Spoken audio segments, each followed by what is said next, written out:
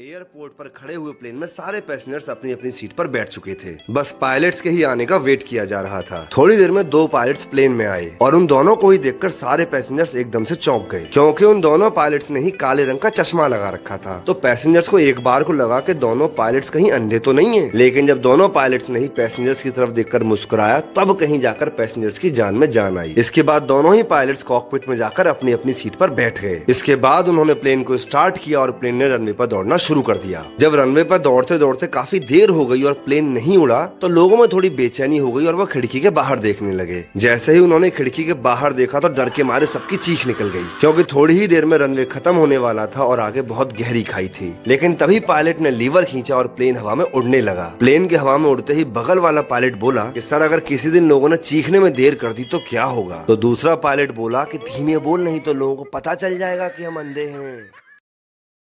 एक बार 3 डॉक्टर्स और 3 engineers train से कहीं जा रहे थे। तीनों डॉक्टर्स ने अपने लिए एक एक टिकट ली थी, जबकि जो इंजीनियर्स थे उन तीनों ने सिर्फ एक ही टिकट ली थी। जब इंजीनियर्स ने टीटी को आता हुआ देखा तो वो तुरंत बाथरूम में घुस गए। जब टीटी ने देखा कि बाथरूम बंद है तो वो तुरंत बोला, अंदर कौन है? Ticket please. बाथरूम के अंदर से सिर्फ एक ही हाथ बाहर आया जिसमें टिकट थी। टीटी ने टिकट चेक करी और चला गया। यह देखकर डॉक्टर्स ने सोचा कि भाई लौटते हुए हम भी ऐसा ही करेंगे, और इसीलिए लौटते हुए उन्होंने सिर्फ एक ही टिकट ली। लेकिन इंजीनियर्स ने इस बार टिकट ही नहीं ली। ट्रेन में जब टीटी आया तो डॉक्टर्स तुरंत बाथरूम में घुस गए। इसके थोड़ी देर बाद बाहर से आवाज आई, अंदर कौन है? Ticket please. इसके बाद जैसे ही डॉक्टर्स ने एक हाथ बाहर निकालकर टिकट दिखाई तो इंजीनियर्स ने वो टिकट छीन ली और तुरंत भागकर बगल वाले बाथरूम में छुप गए। अब टीटी बहुत देर से टिकट टिकट चिल्ला रहा है, पर डॉक्टर्स बाथरूम के बाहर नहीं आ रहे।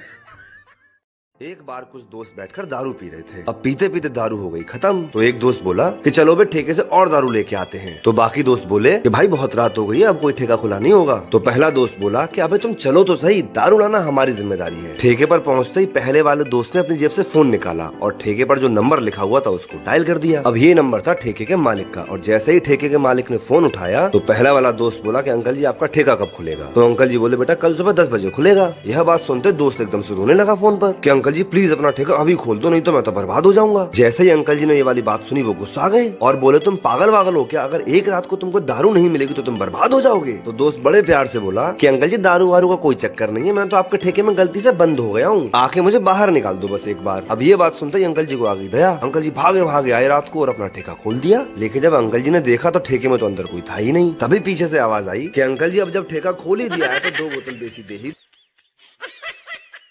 एक बार 4 आलसी दोस्त साथ में बैठकर खाना खा रहे थे। उन्होंने जैसे ही खाना खाया तो सब एक दूसरे की तरफ देखने लगे और बोले कि भाई नमक कुछ कम सा नहीं लग रहा? तो सब बोले कि हाँ भाई नमक तो कम लग रहा है। अब बात आई कि नमक लेकर कौन आएगा? अब क्योंकि चारों आलसी थे तो कोई जाना भी नहीं चाह रहा था। तभी एक दोस्त के दिमाग में आइडिया आया कि भाई एक काम करते हैं, जो सबसे पहले बोलेगा वही नमक लेकर आएगा। ये आइडिया लगा सबको बहुत अच्छा, इसीलिए चारों दोस्त अपने मुंह पर ताला लगाकर बैठ गए और वेट करने लगे कि सबसे पहले मुंह किसका खुलता है। ये चारों इतने बड़े डीठ थे भाई के बिना खाना खाए ही सो गए, लेकिन बोला कोई नहीं। अब जब सुबह उठे तो फिर से वही बवाल चालू कि पहले कौन बोलेगा। ऐसे ही करते करते इनको हो गए 4-5 दिन और बिना खाए पिए ये सारे हो गए बेहोश। जब 4-5 दिन से घर से कोई बाहर नहीं निकला तो पड़ोसियों को शक हो गया और वह दरवाजा तोड़कर अंदर आ गए और इन लोगों को देखकर उनको लगा कि ये तो मर गए। इसीलिए वह इन सबको अर्थी पर बांधकर जलाने के लिए ले जाने लगे। जैसे ही लोगों ने पहली अर्थी उठाई तो वो बंदा चिल्ला कर बोला कि भाई मैं जिंदा हूँ। और यह सुनते ही बाकी के दोस्त तुरंत बोले, सबसे पहले बोला तू अब जा नमक लेकर आ।